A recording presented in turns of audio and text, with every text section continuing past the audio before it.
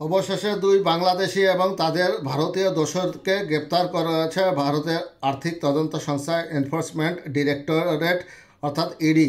অর্থাৎ বাংলাদেশ থেকে যারা গত বৈষম্য বিরোধী ছাত্র আন্দোলনের সময় অপরাধ করেছিলেন তারা অনুপ্রবেশ করেছেন এবং তাদেরকে যারা আশ্রয় দিয়েছেন এমন দুইজন ভারতবাসীকে গ্রেপ্তার করা হয়েছে। অনুপ্রবেশ ও মানব পাচারের সহায়তার অভিযোগে কলকাতা থেকে এই তিনজনকে গ্রেপ্তার করা হয়েছে।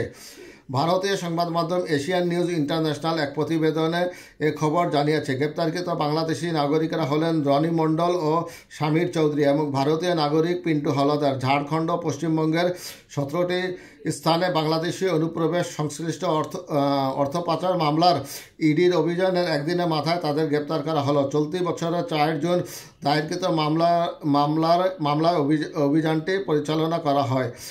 মামলাটি ঝাড়খণ্ডের রাঁচি জেলার বারিয়াতু থানায় দাখিল করা হয়েছিল। ভারতীয় দণ্ডবিধির 1860 এর 420, 467, 468, 471 এবং 34 ধারা, পাসপোর্ট আইন 1967 এর 12 ধারা এবং বিদেশি আইন 1946 এর 14 ধারা অন্তর্ভুক্ত করা হয়েছে।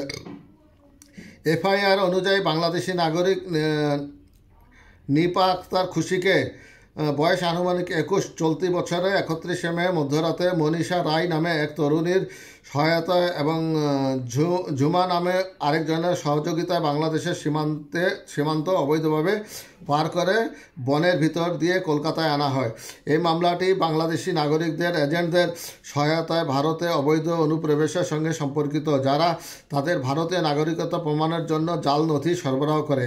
ইডির ভাষ্যমতে বেশ কয়েকজন অনুপ্রবেশ জাল পরিচয়পত্র তৈরির মতো অবৈধ কার্যকলাপে জড়িত, যা 2002 এর পিএমএলএ আইনের ধারা 2-1 অনুযায়ী অপরাধমূলক কার্যক্রম হিসেবে চিহ্নিত। এই কারণে বাংলাদেশ থেকে ভারতে অনুপ্রবেশ করা এবং এই কার্যকলাপে জড়িত এজেন্টদের নিয়ে পুঙ্খানুপুঙ্খ তদন্ত করা প্রয়োজন। একই সঙ্গে যারা এই ধরনের অপরাধমূলক কার্যক্রমের মাধ্যমে অপরাধমূলক আয় অর্জনের চেষ্টা করছে, এই জন্য অর্থ পাচার প্রতিরোধ আইনের 2002 এর একটি পূর্ণাঙ্গ বিস্তারিত তদন্ত করা জরুরি।